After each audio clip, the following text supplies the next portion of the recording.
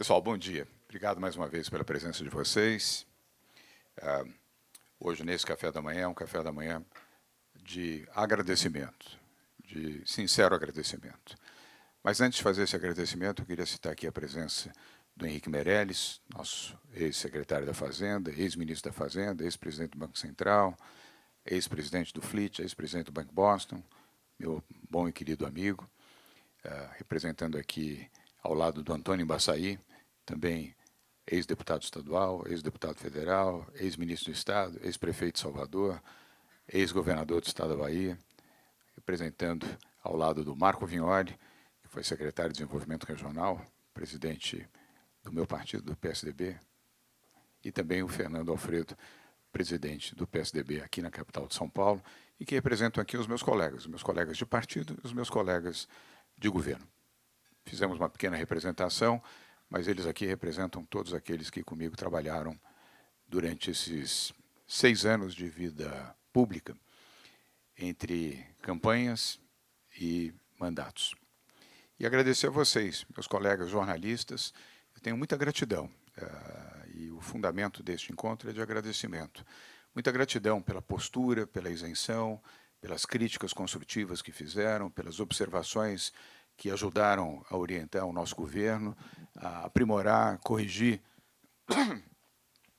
falhas, melhorar o nosso caminho, melhorar o nosso desempenho.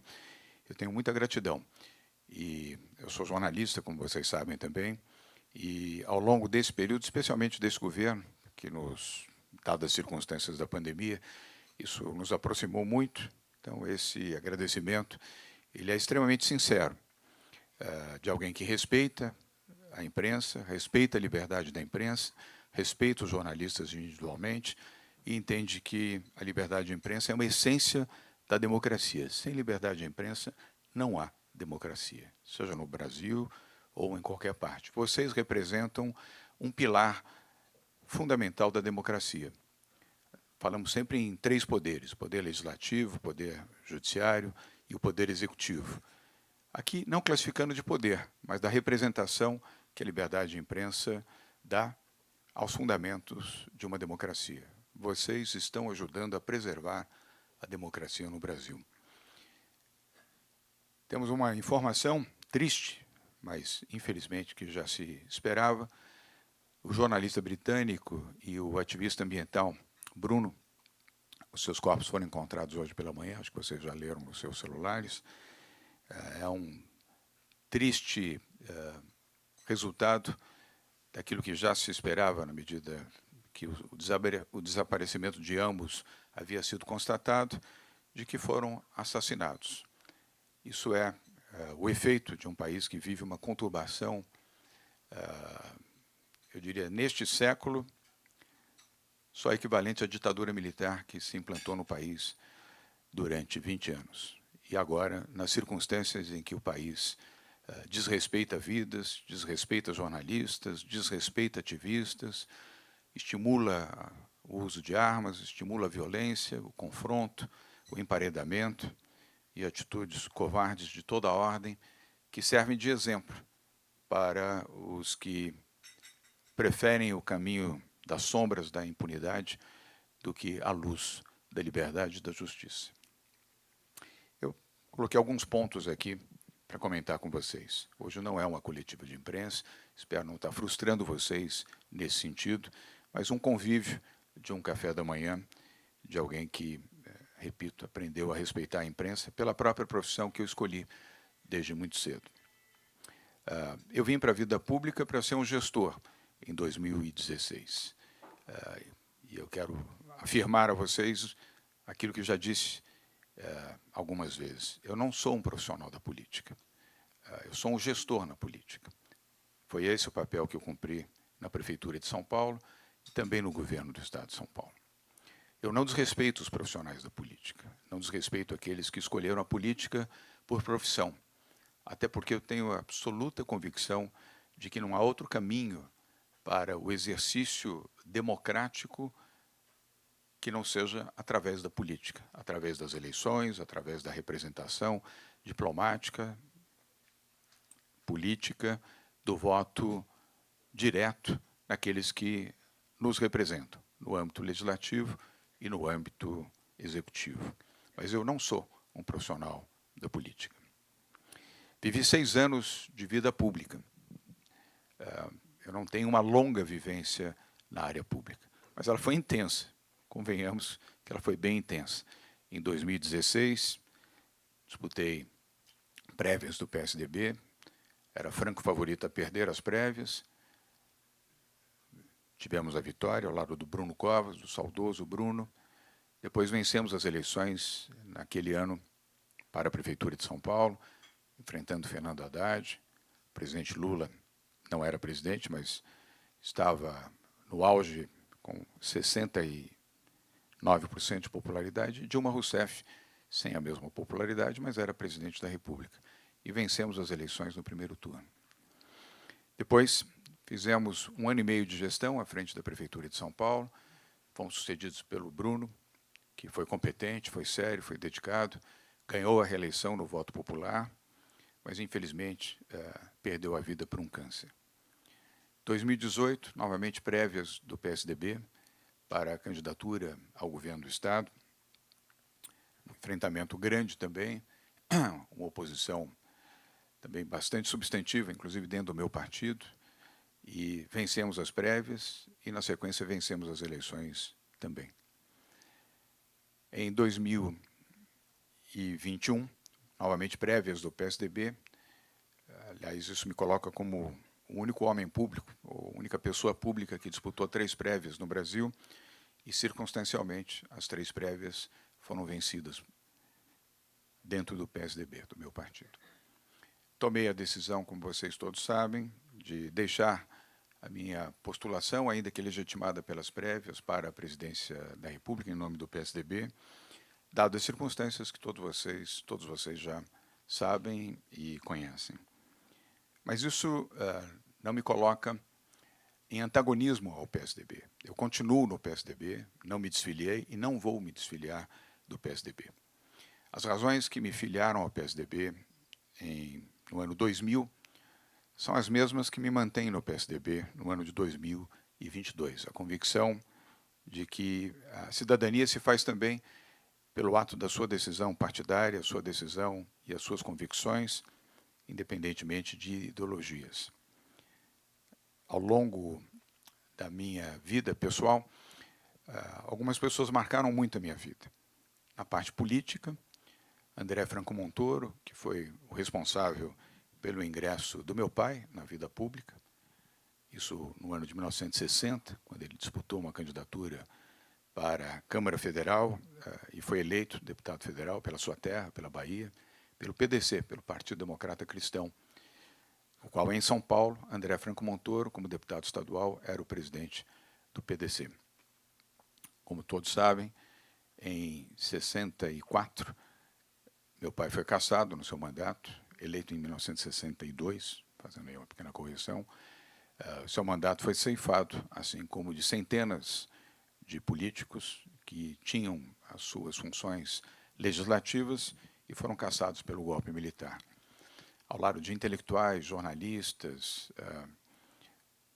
nomes da política e de outros setores da sociedade civil, meu pai foi para o exílio, ficou 10 anos exilado na França. Desses 10 anos, 2 eu passei ao lado do meu pai, com minha mãe e o meu irmão Raul. Depois, minha mãe, meu irmão e eu tivemos que voltar. Meu pai já não tinha mais condições de nos manter nesse período do exílio. Exílio é coisa que talvez aqui os mais jovens não tenham tido a péssima, triste, a tenebrosa experiência de vivenciar uma ditadura militar. Espero que não vivenciem isso, nunca, porque é de uma violência inominável. O que se fez em sevícias, em afrontas, em maldades, em assassinatos, em censura nesse país é algo para não se repetir nunca mais. Mas essa experiência do meu pai foi muito contributiva também para que eu me motivasse, lá em 2016, a disputar uma eleição, mesmo vindo do setor privado, setor onde eu construí uma carreira, começando de baixo, como office boy de uma agência de publicidade. Aliás, o endereço era aqui perto de onde nós estamos hoje. aos 13 anos de idade, modestamente.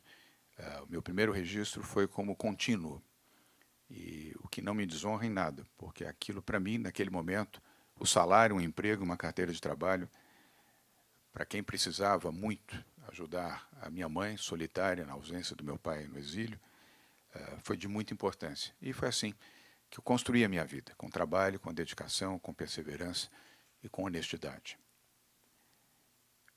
Saí da minha vida profissional, empresarial, para vir para a política.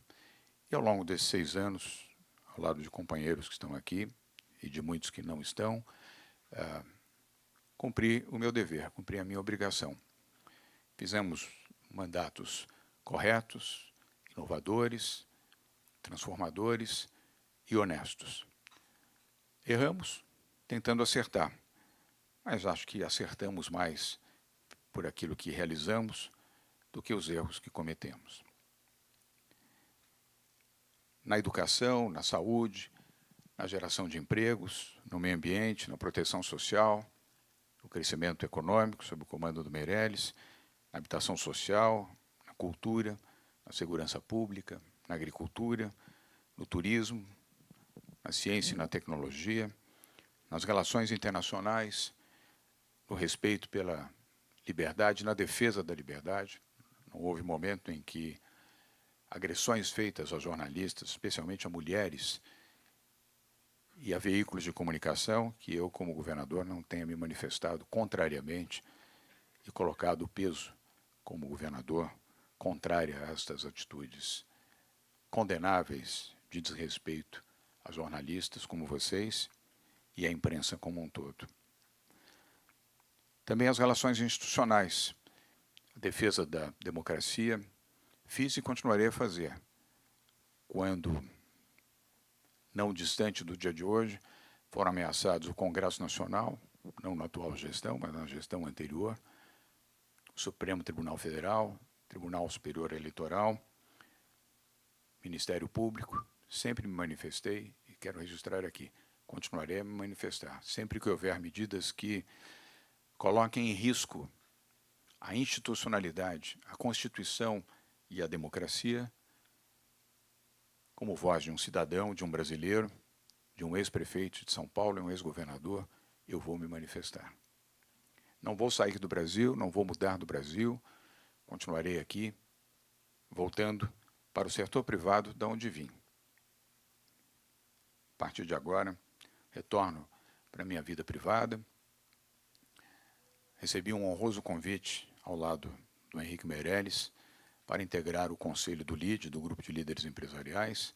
Convite este que veio de um querido amigo, que, aliás, foi colega de governo do Meirelles, Luiz Fernando Furlan, ex-ministro da Indústria e Comércio do Brasil, e que hoje é o chairman do LIDE. Ele teve a delicadeza de convidar o Meirelles, Celso Laffer e eu para integrarmos o conselho do LIDE. Nós aceitamos e, a partir de 1º de julho, lá estaremos neste conselho. Mas sem nenhuma função executiva e sem nenhuma remuneração também. É pro bono. Mas volto para o setor privado, orgulhoso pelo trabalho que realizamos, por aquilo que fizemos, pelas transformações que proporcionamos em São Paulo, pelos empregos que foram aqui gerados, pelas vidas que foram salvas, pelo amparo aos mais pobres, aos mais humildes, aos mais vulneráveis, pelos 124 milhões de doses de vacina que trouxemos, por termos escolhido o caminho certo e correto da defesa da vida e da ciência, de termos, sim, feito a opção pela credibilidade dos gestos que tomamos e não pela facilidade da popularidade que abandonamos. Eu não tenho nenhum arrependimento daquilo que, como governador, tive que fazer para proteger vidas em São Paulo. Medidas restritivas, a obrigatoriedade do uso de máscaras, as medidas que adotamos em todo o Estado balizaram o país. Hoje pela manhã, ouvindo uma emissora de rádio, tive a tristeza de ouvir uma jornalista, que não está aqui, até nem estaria, defendendo o extremismo de que as medidas que nós adotamos foram medidas equivocadas. Equivocados foram aqueles que não respeitaram a vida, que disseram que era uma gripezinha, um resfriadozinho, que a recomendação era cloroquina e não vacina, que nos condenaram, nos emparedaram, nos ofenderam, mas nós trouxemos a vacina. E iniciamos a vacinação no Brasil 3 meses antes do prazo que o governo anunciava e sem ter as vacinas no volume adequado para atender os brasileiros. Graças ao Supremo Tribunal Federal e a alguns dos ministros que lá estão, que deferiram que nós poderíamos importar a vacina e poderíamos iniciar a aplicação da vacina, e assim fizemos, começando a vacinar no Brasil no dia 17 de janeiro de 2021, colocando no braço de uma mulher, enfermeira, negra, a primeira dose da vacina contra a Covid-19. A partir daquele momento, e o impulso da vacinação em São Paulo e a pressão de governadores de outros estados, não houve outro caminho, outra alternativa, senão ao governo negacionista adotar a vacina, comprar a Coronavac e iniciar a vacinação, que acabou acontecendo no final daquele mês de janeiro de 2021. Aqui, mais uma vez, meu agradecimento à imprensa correta, à imprensa isenta, à imprensa verdadeira, aquela que orgulha os fundamentos da liberdade e do exercício da imprensa, que, como nós, defenderam a vacina, condenaram a cloroquina e ficaram ao lado da ciência e da vida.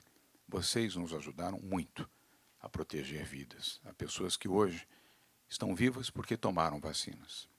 Mas lamentamos também que metade daquelas que perderam suas vidas, metade de mais de 675 mil pessoas poderiam estar vivas se tivessem sido vacinadas no tempo certo. Por outro lado, se não tivéssemos iniciado a vacinação em janeiro de 2021, pelos algoritmos da ciência, mais 300 mil brasileiros estariam mortos hoje. Uma fase muito triste da vida desse país que eu, pessoalmente, nunca imaginei que fôssemos viver e eu, pessoalmente, fosse fazer um enfrentamento na qualidade de governador do estado de São Paulo. Todas as medidas que adotamos, se eu tivesse que fazer de novo, eu faria. Em prejuízo da minha popularidade, em prejuízo dos votos que não recebi, mas com a certeza de que, ao salvar vidas, eu estaria, como sei que estou, na boa consciência de muitos pais, mães, avós, filhos, que estão vivos e estão convivendo com seus familiares e amigos.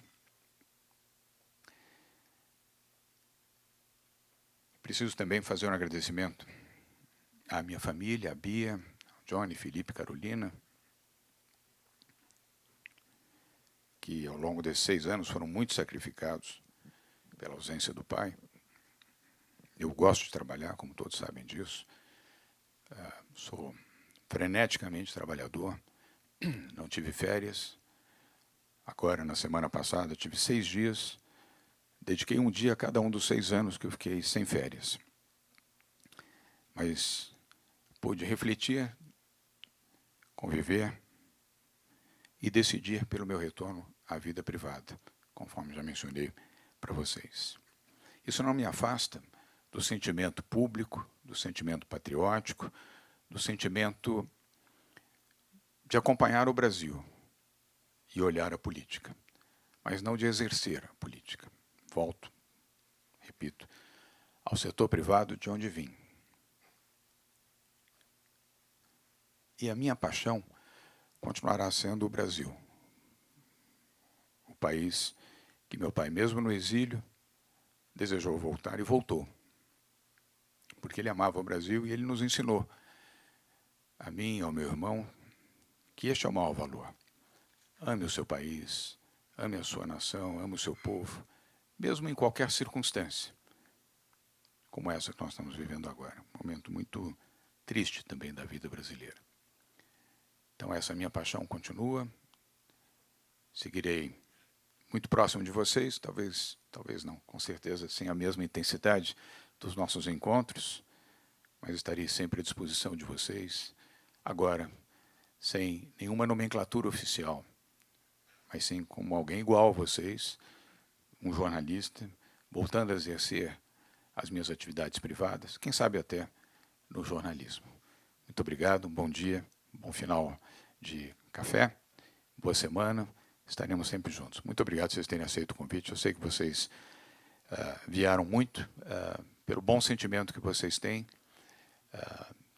sabendo que talvez aqui eu não pudesse oferecer a vocês manchetes como vocês desejariam, e mesmo assim vocês vieram. Então, muito obrigado, bom dia para vocês. Obrigado a todos. Obrigado.